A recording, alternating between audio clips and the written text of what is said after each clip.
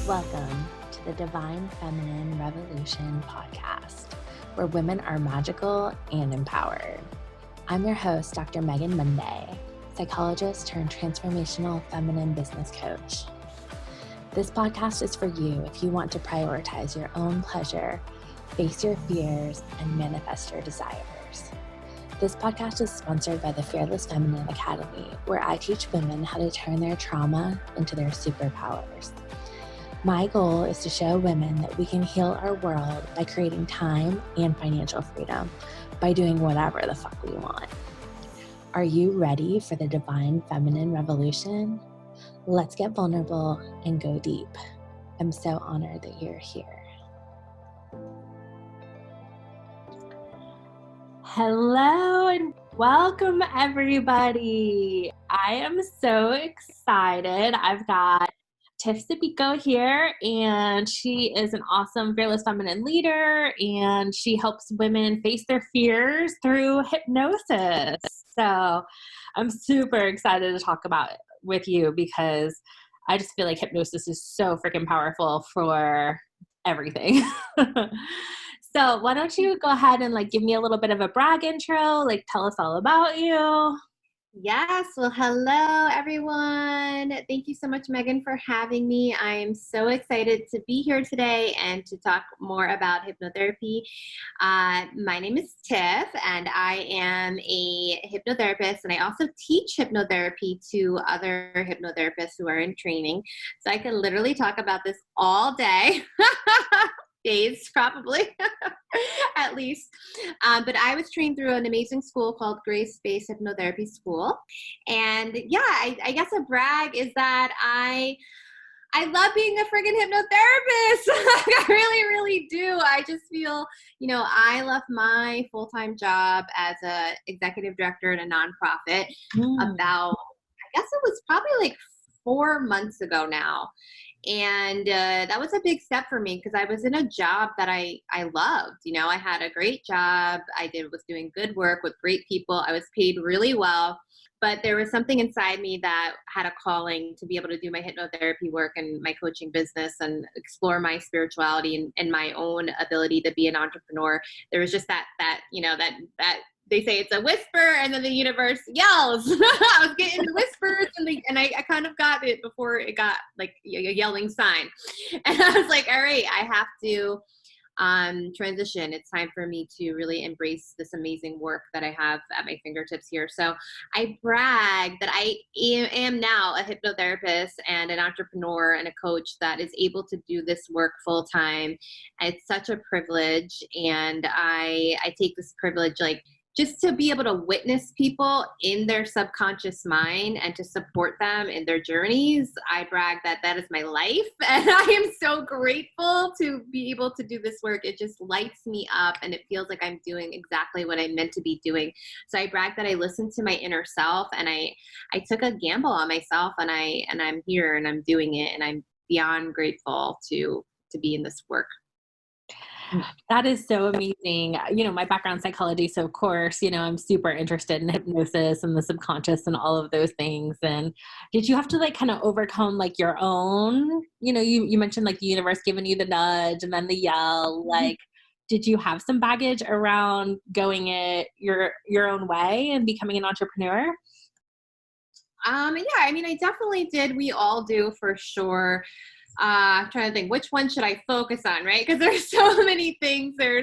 There's all these limiting beliefs, as we say, that we have. And I think part of mine was, for a long time, my spirituality was blocked, and there was a part of me, I didn't grow up in a spiritual family. I didn't grow up learning about spiritual beliefs, but I had this little inner thing inside of me that was spiritually curious, I'll call it. I grew up Catholic and I didn't really understand Catholic. And I kind of had this negative association with religion, which is what I thought was God.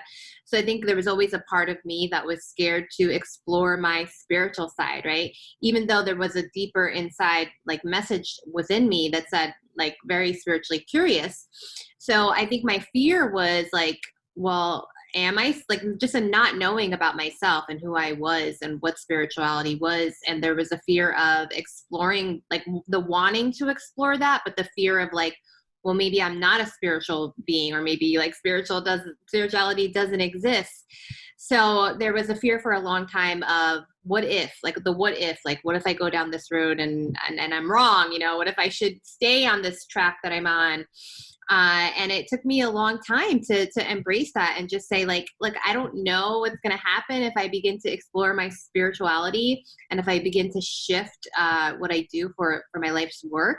But I'm going to allow myself that space, that time to explore it without an expectation, without the fear of failure, without, oh my goodness, am I going to regret leaving my, amazing job and all these things, like just that unknown. There was so much fear there of what is this going to lead to, and just the unknown, and what if I am not capable of this, what if I don't have the resources, what if I do this and I fail.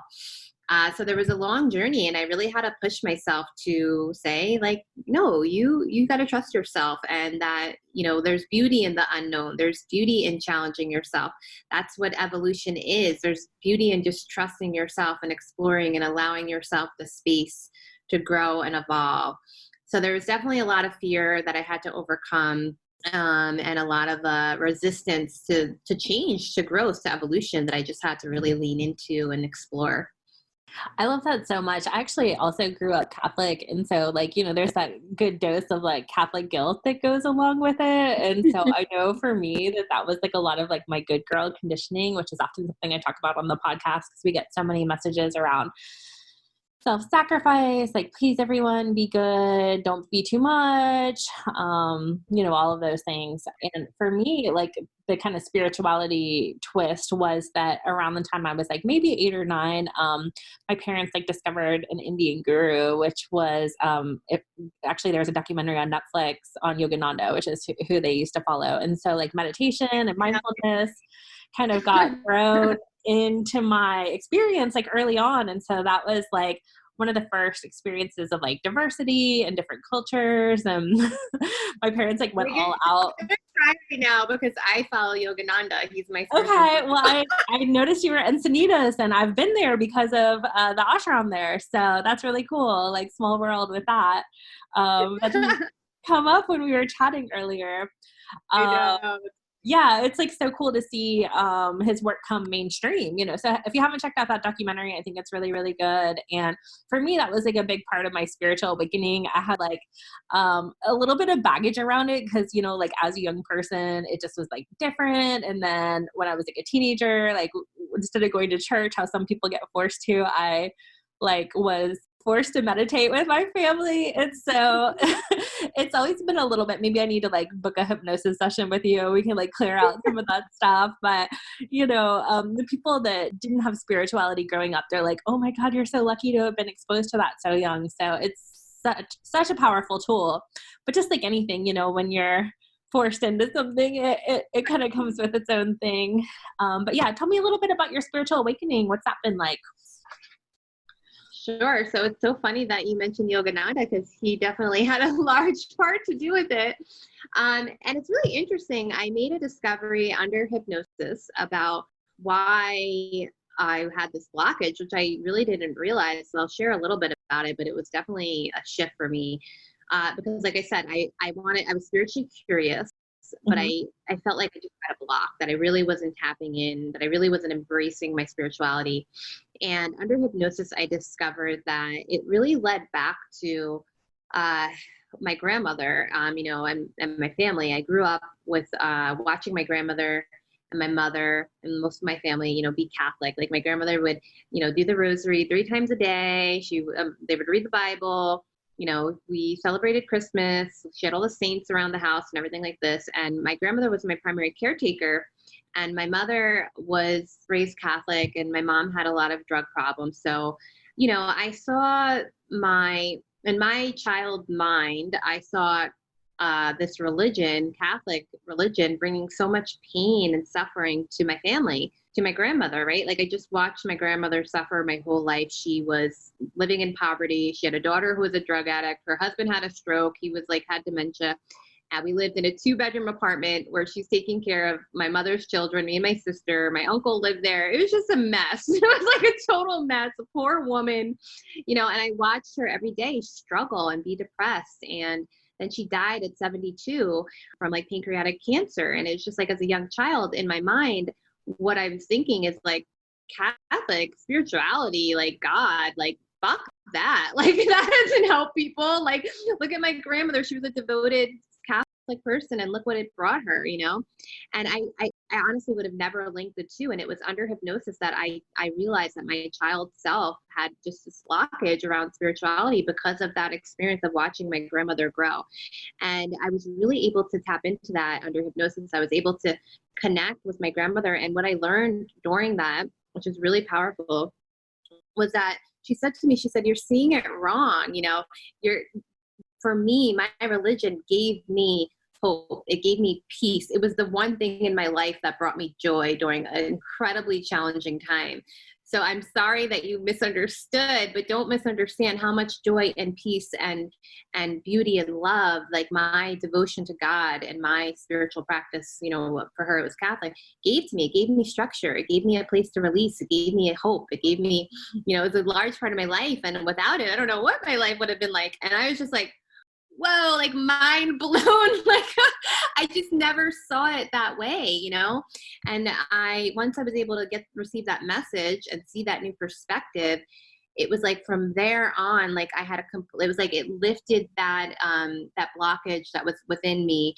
It like completely released it. And then after that, it was like it just began opening up again.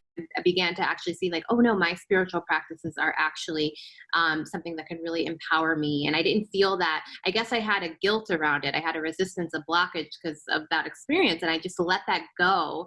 And after that, things just started opening up. I started really to embrace spirituality for the beauty that it was there to bring me. So it was incredible. And then shortly after that, I traveled to California and I went to, my friend was just like, go check out the meditation gardens while you're there. I was there for the weekend in San Diego. I think I had a job interview because I was planning to move to San Diego, but I wasn't sure exactly where I was going to live in San Diego. And I went to the meditation gardens. I had no idea where I was going. I just like went there because she told me, check it out, you'll love it.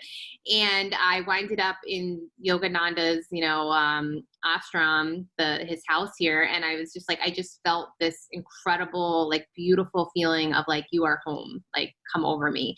And I had no idea who Yogananda was at the time, like no idea whatsoever.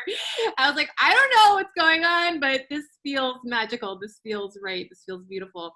This feels like home.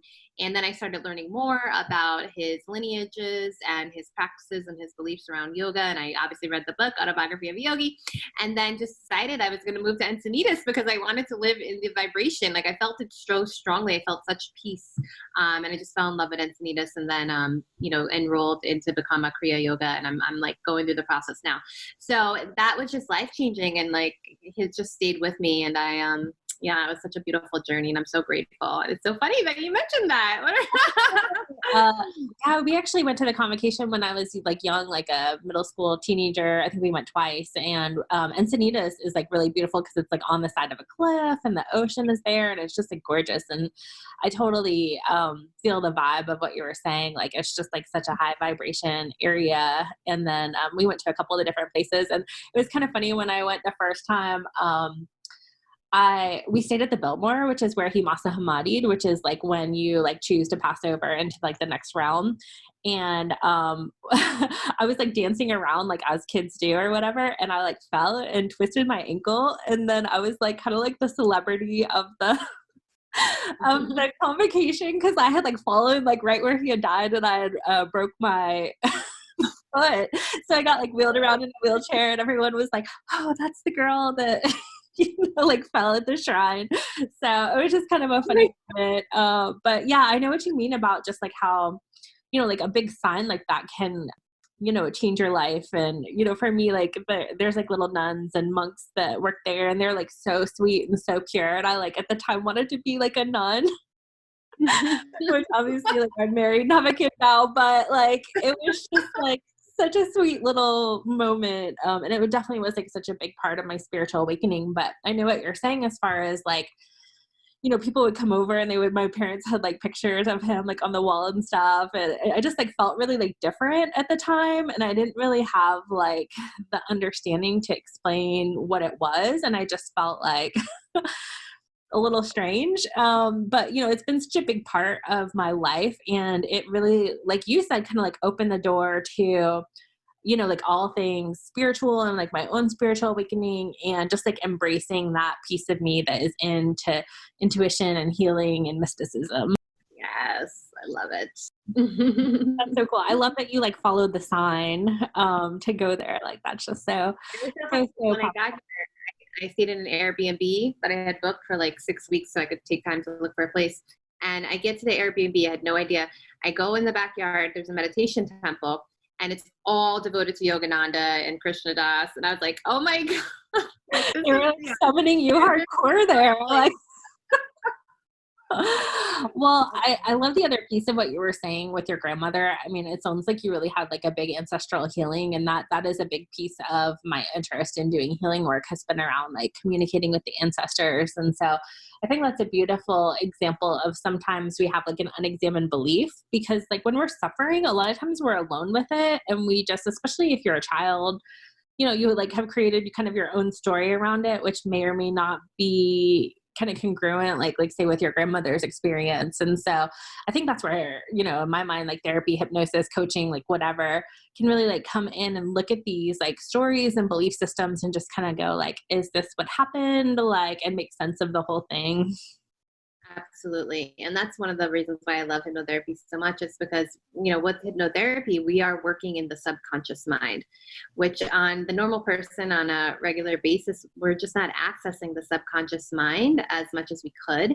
And we always say it's like the Freudian iceberg, the top layer that we can see is the conscious mind. And then underneath it is where the subconscious lives, where like 90% of our like experiences, that's where all of our memories live, our trauma, our automated bodily functions.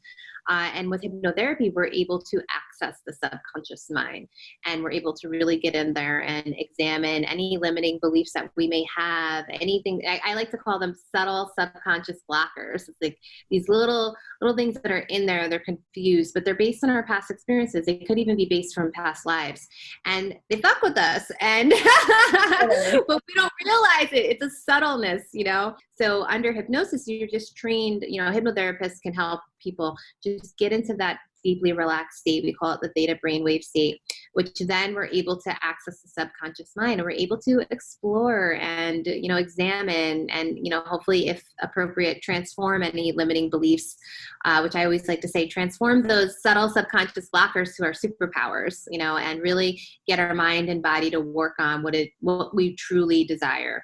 And a lot of times in regular therapy, they're not always working in the subconscious mind, working in the conscious mind. So that's really the unique part about hypnotherapy, is when you're able to really access that subconscious mind where so much lives there. Everything is stored in there. Things you never would have thought of come out. It's amazing.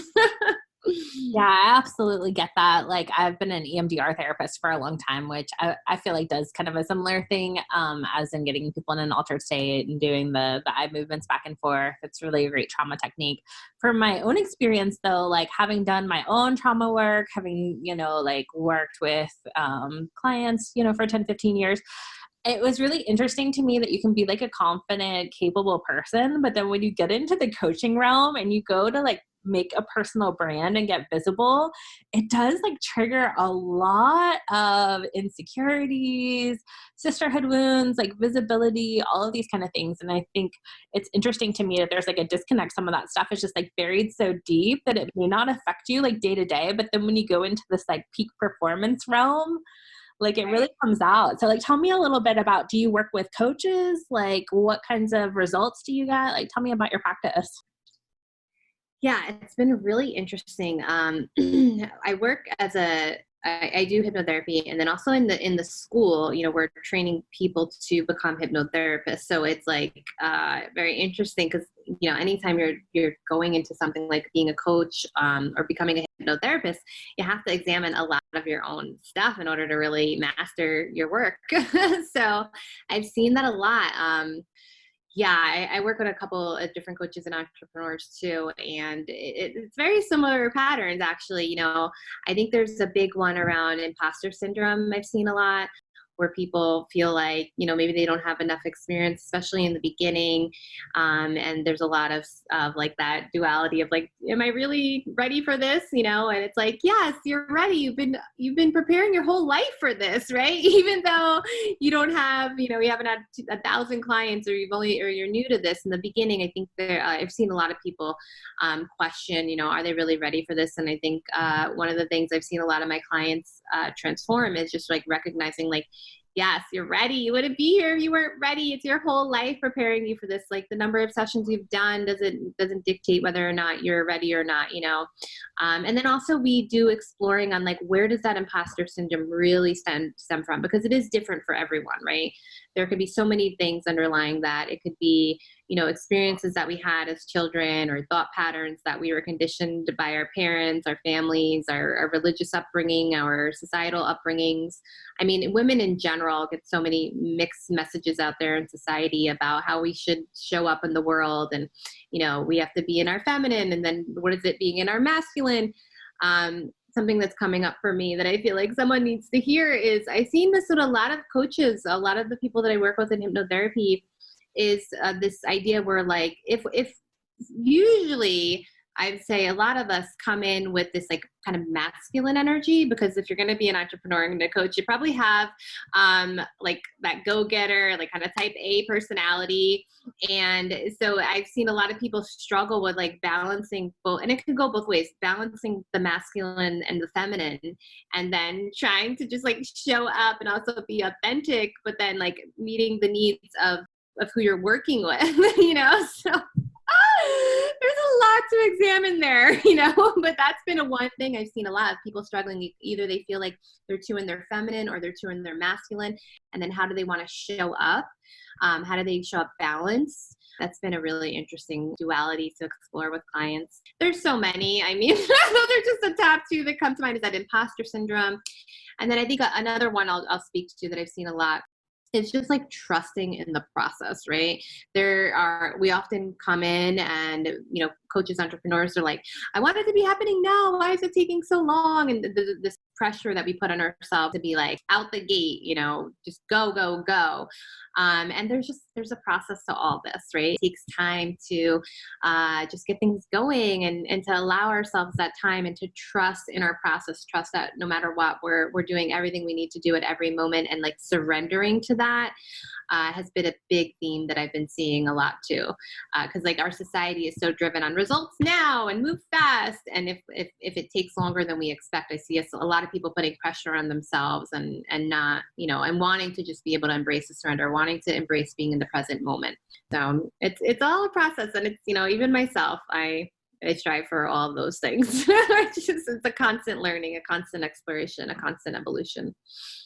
Yeah, I totally feel that, because even with someone like myself with the counseling background and having done like, millions of sessions and all this stuff, I still like kind of had my own imposter syndrome, because you're just in such a public forum, and, some of the coaches that have been doing it for a while are getting like these incredible kind of like unbelievable results. And so I think it's really easy to do pressure, which to me is like the opposite of pleasure. And so that's why I've really been like kind of drawn into like the pleasure-based business, because, I did it the hard way. Like, I mean, like going to grad school for a million years and like having a business where I didn't feel like I could, like if I didn't work, I didn't get paid. And so like so much of it was like struggle and scarcity and everything.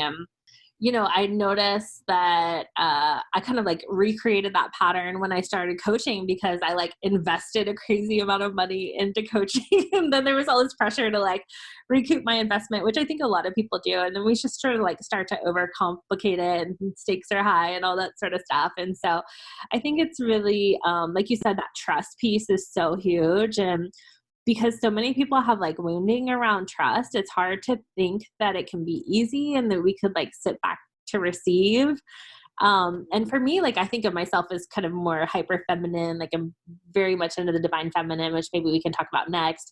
But then I realized I was still doing a lot of like masculine, of like overworking, like burning out, like overgiving. And I always kind of thought of that as like kind of like codependent-y, self-sacrificey, like feminine. But I think because it's so like action oriented, like I started to realize like, oh, that's actually like my masculine that's like trying to make things happen.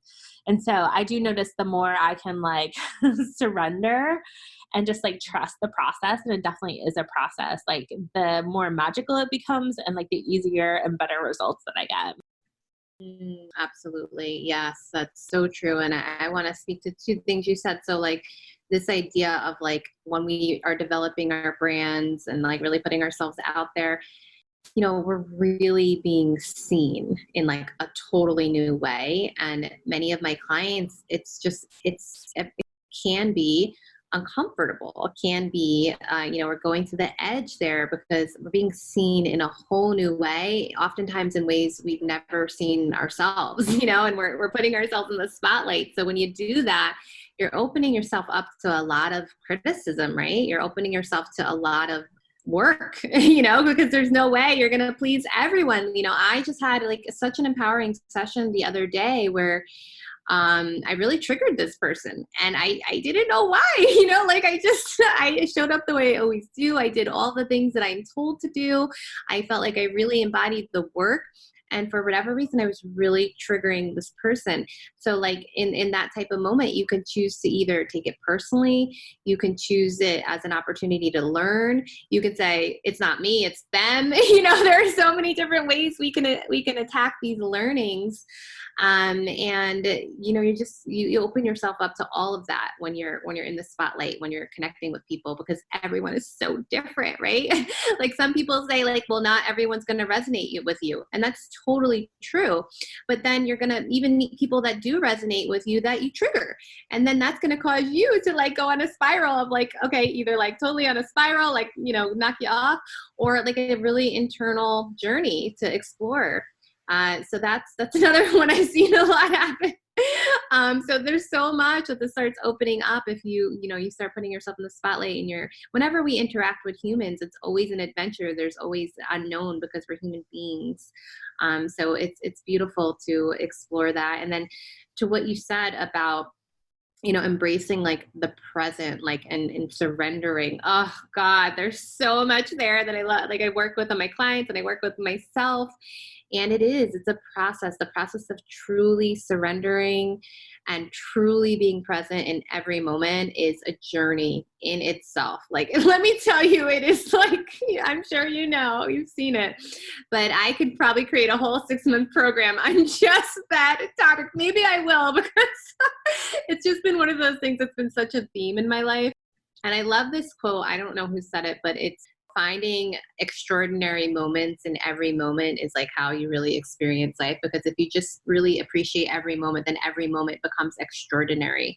And I just love that practice because it is such a different experience of life when you're able to just like be in the moment and not thinking about what's next or what just happened. And it's a challenge. And especially as coaches and entrepreneurs, if we're able to just show up in our authentic self, fully present for our client, that's really is going to be what's going to be the most transformation for us and the person that we're trying to serve.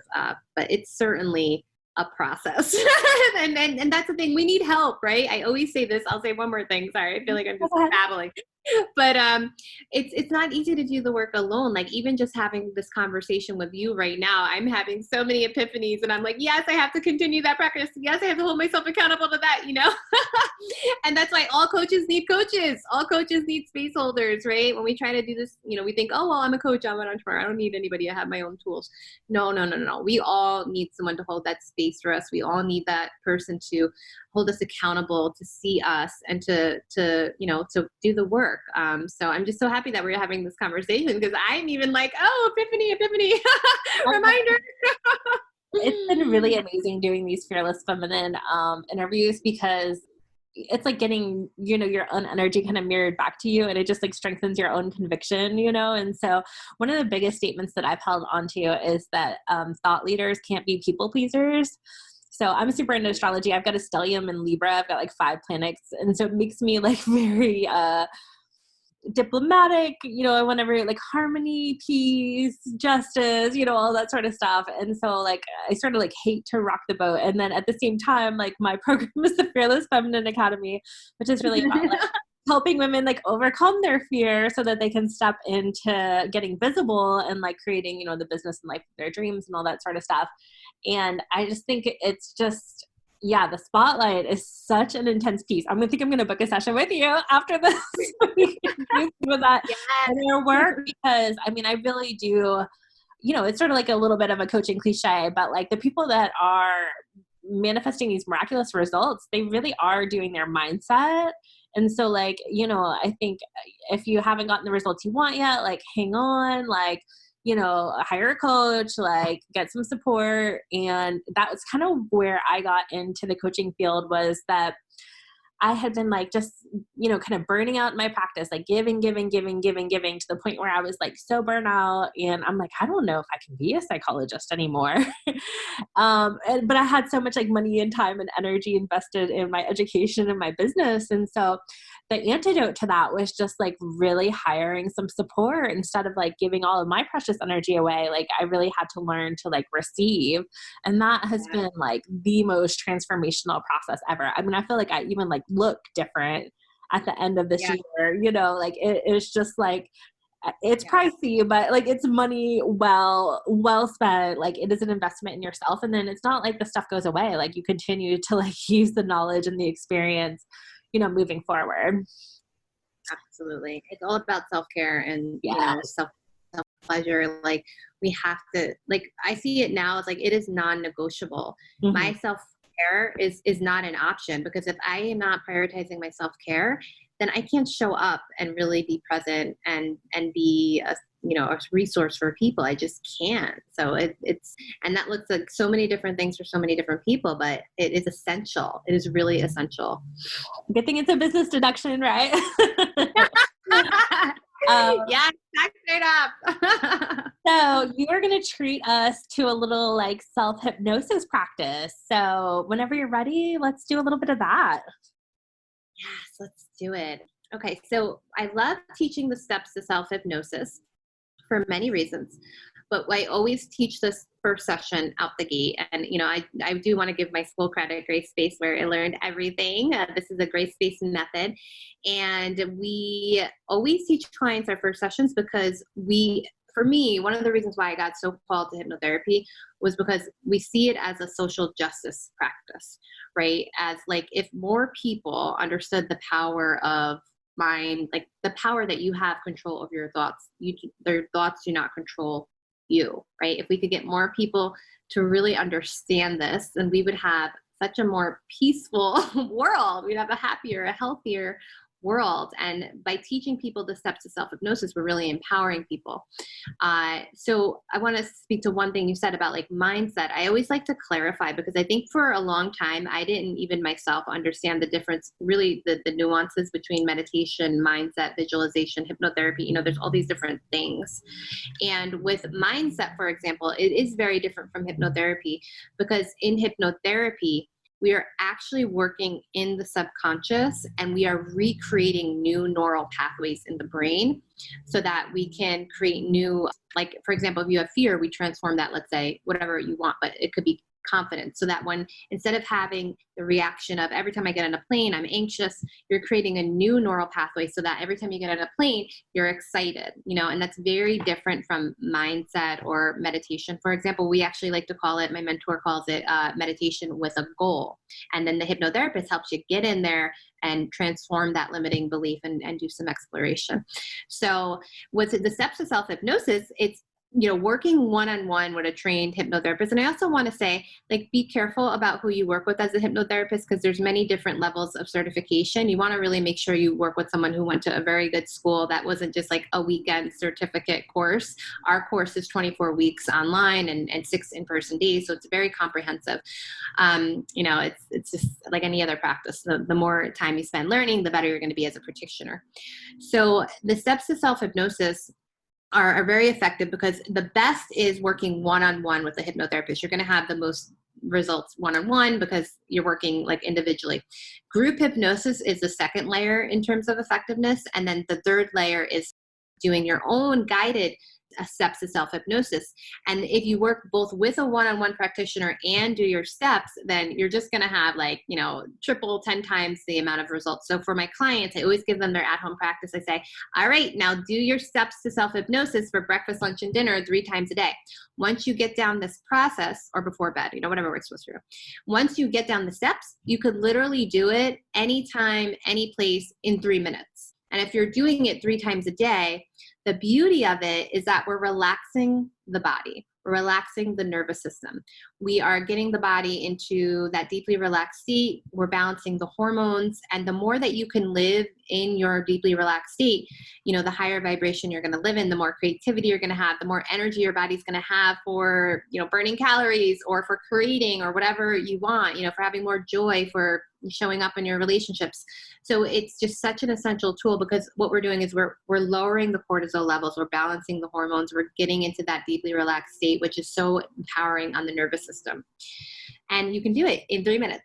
So, all right, we're going to experience it now. One thing, I just want to speak to the social justice thing. That's definitely like such a huge passion of mine. And I see it a lot with therapy where people don't have health insurance. They can't afford it. I think especially for like minorities, people of color, we certainly have like, they tend to experience like more prejudice, oppression, trauma, more, economic challenges and all of these things. And so for me, like the experience that I've had with healing practitioners is like, I think any good healer really says like, you can heal yourself. And so I think it's really important to like communicate that message that like we have a natural innate ability to heal ourselves, and also getting like the ability to get better and heal and deal with the stuff like kind of out of the ivory tower and like make it accessible to people. Especially for like if people have multiple minorities, like we know with intersectionality that they're much more likely to experience like oppression and trauma. So I just love that like hypnosis and healing, is an opportunity to like really address and like heal a lot of this trauma that's been, a byproduct of like colonialism and white supremacy. And I just think that's like such an important journey. So I just had to get on my soapbox for a little bit on that. I love what you said about the cortisol in particular. I think is just so huge because we know that stereotypes create threat for people, and certainly, all the way up to like violence and death, as we saw with like George Floyd, and many others, Breonna Taylor, everybody that has unfortunately experienced that kind of brutality. So in the spirit of learning, I've worked in the nonprofit sector for so long, and I've been doing a lot of different types of social justice work for a long time. And I by no means am perfect. I'm always learning. It's a journey. But one thing someone said to me is that like the word minorities, we actually shouldn't use to reference people of color because they're actually going to be the majority of our population at a certain point. And it's an old term. Yeah. We have like removed from our vocabulary. So I've been being more mindful of that. Someone shared that with me. I just want to share that with you. Language is so important around this. But I love that you are bringing this topic up, and it's so essential. Yeah. And thank you for that feedback. I was in a decolonize your business with Brenda Williams, who I'm sure I'll do an interview with her soon. Amazing experience. And she actually had us do this visualization about that like, white people at a certain, couple decades forward will be the, like minority, if you want to use that. And like, what will that world look like? And for me, it was just like one of these big aha moments to think about like a world that is more equitable and safe for everybody. Like it makes you realize like how, unjust and, difficult and kind of tragic and violent it has been. And so I think that that's really exciting for our future generations. Talk about ancestral healing, to be able to like look forward to something where, it's I want to live in that world. I really do. Yeah. Okay. Well, share with us the practice. All right. So I'm just going to go through it in the interest of time, and then I'll go over the steps, and then I'm happy to post the steps underneath this too. So would you mind indulging in this and being a client? Yeah. Okay, perfect. So we're always going to start. You can keep your eyes open right now. I'm just going to ask you to tell me your starting stress level on a scale of 1 to 10, 10 being the highest. 1 could be stressed and 1 the lowest. Maybe like a 4. All right, so we're at a 4 and your eyes already closed, so perfect. And you just want to like make your eyes feel as if they're heavy. They're getting heavier and heavier, and you're getting relaxed as those eyes are closed. And it's almost like you want to open them, but they won't close. So we say, try to open your eyes, but they just want to stay closed. Beautiful. And you're going to begin to picture a color that you love running in through the top of your head. And when you have that color, say that color for me out loud. Blue. Very good. Blue running in through the top of your head, all the way through the body. Blue relaxing and releasing you and running out through the bottoms of your feet into the core of the earth. Just take a nice deep inhaling breath and a nice deep exhale. Very good. Feeling this beautiful quality of relaxation. Relax the top of your head. Relax the tiny muscles next to your eyes. Very good.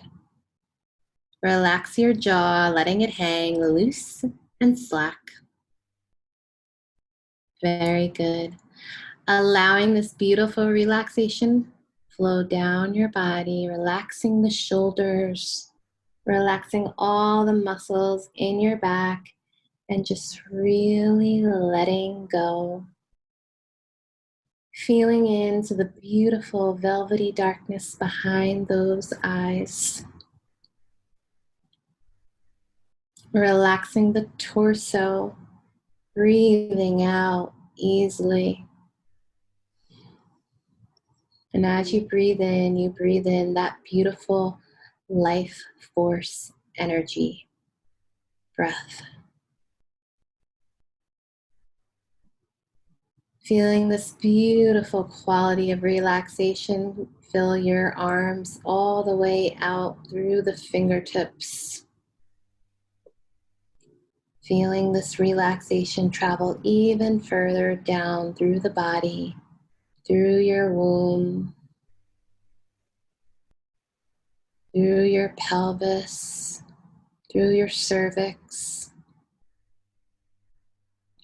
down through the body, through your legs, and out through the bottoms of your feet, all the way into the core of the earth.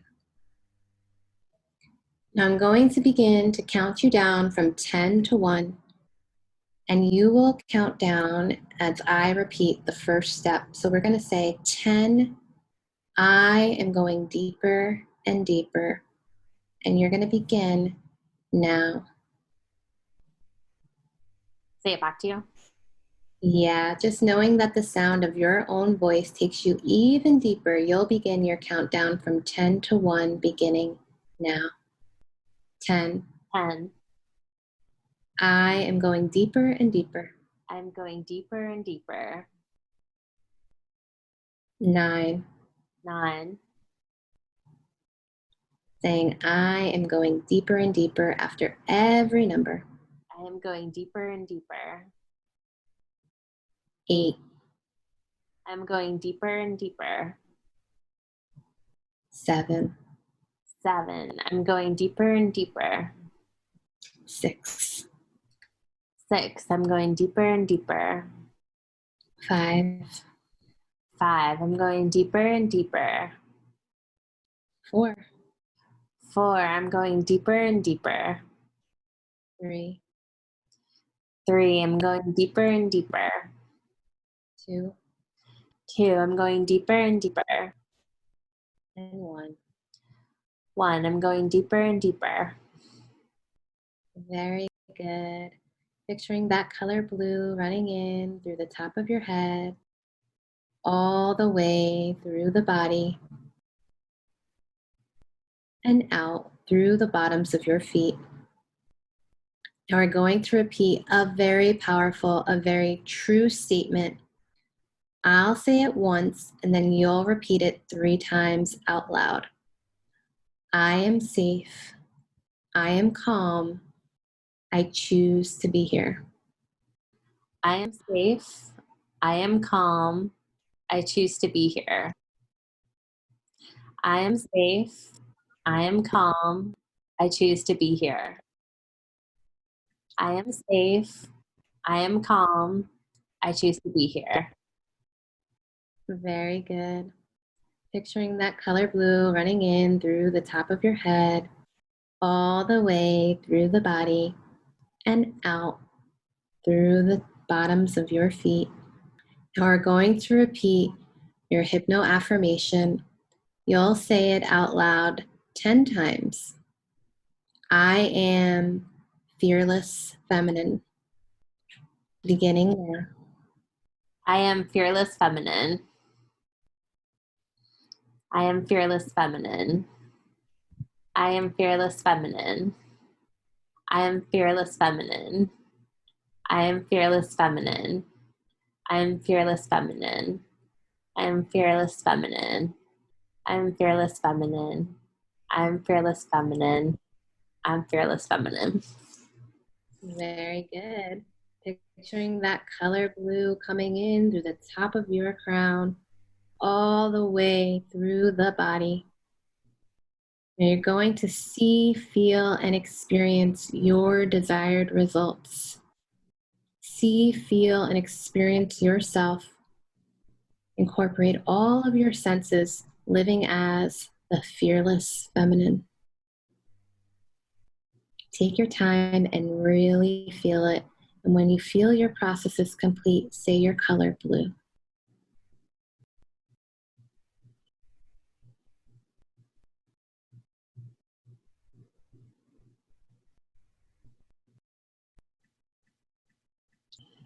Blue. That's right, blue running in through the top of your head, all the way through your entire body, running out through the bottoms of the feet into the core of the earth. Whenever you're ready, you may open your eyes and smile. Awesome. And tell me, what is your ending stress level now on a scale of 1 to 10? Oh, I feel really good. Yeah, like a 0, 1. I don't know what the scale is. Really good. Perfect. You're at a 4, you're at about a 0, 1 now. Amazing. So just imagine, doing this 3 times a day, it really makes a huge impact in the way we're able to show up and the way we're able to manage our stress. And, you can change the hypno affirmation to be whatever you want it to be. I just threw that in for us today. It felt appropriate, but you can always play with that too, to focus on, different things. So thank you so much for indulging in that with me. You look Gosh, it was so amazing. And so good. My clients say to me all the time, like in the traditional therapy realm, they're like, I know I'm a good person, but then I just feel so stressed, or I don't feel that way. And so it's just so powerful when we access these flow states where we just feel really good. And that's our natural being. And if we don't overthink it, and so definitely feel great. I don't know if I could form a complete sentence.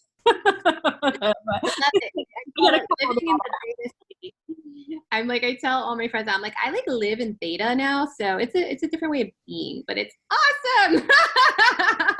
Good. Awesome. Well, Tiff, tell us where to find you. How can we work with you? Those all the things. Oh gosh, so I would love to work with any divine souls that feel called to work with me. My website is tiffzapico.com, so you can check me out there. It's TIFFZAPICO.com. You could find me on Insta at hypnotiff, hypno-tiff, or find me on Facebook anyways. So I want to say a couple of things just about my unique approach on hypnotherapy is I'm a master hypnotherapist. I also am trained in the Sex, Love, Relationship School by Layla Martin. So I'm almost done. I'm in the program now, so we're almost there. And I incorporate both in my work. I've been able to take a lot of the amazing hypnotic techniques and then the work I've learned through Layla's program to create programs for women that really help people find women's empowerment, tap into sexual energy and desires, getting better love, relationships in life. So I'm still kind of figuring out exactly what I will focus on, but like all those things just light me up. Like I just love that I have all these tools, and I have a mind body program too, where I support women with their weight loss journey. I myself had a really significant weight loss journey in my life. I actually was at one point 235 pounds. I lost like 85 pounds in my life. So I definitely understand the struggles. And it's really the reason why I'm focusing on, I started with that one is because what my hypnotherapy work, I found that a lot of people struggle to do the emotional work, the spiritual work, because they were really trapped in their bodies and they were in physical pain. You know, when you're significantly overweight, there's physical pain that you have to heal before you're really able to reach that next level of vibration. So I had this incredible mind body program that guaranteed results, like guaranteed or money back. It's incredible. It's life-changing. It works. That's my 60-day program. And then I also just love working with women on wealth consciousness, on spirituality, on sex, love, relationship. I have so many passions right now, and I do a little bit of everything. So you're welcome to check out my website and just general hypnotherapy too. You could literally, the beautiful thing about hypnotherapy is it can be used for anything. So there's a lot of offerings there to explore. So let's see, you can like fall in love with your body, have better sex, be more powerful, create wealth.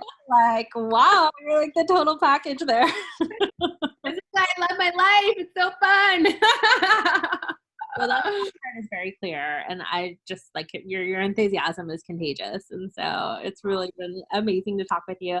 Everybody, book a session with her. Go check her out on Insta and on her website, and feel free to drop a link below, and share this video and eventually the cast when we're ready to go. So thank you so much for your time. I've had so good. Definitely feel better than when we started. So it works. All definitely go check her out.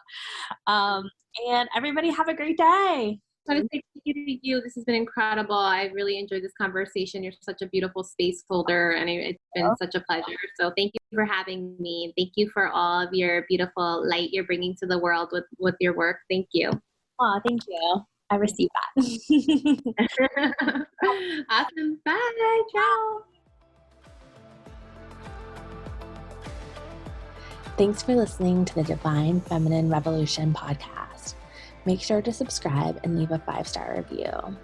Want to keep the conversation flowing? Find us on Facebook at the Divine Feminine Revolution Facebook group, where revolutionary women gather to listen to their hearts, monetize their gifts, and change the world.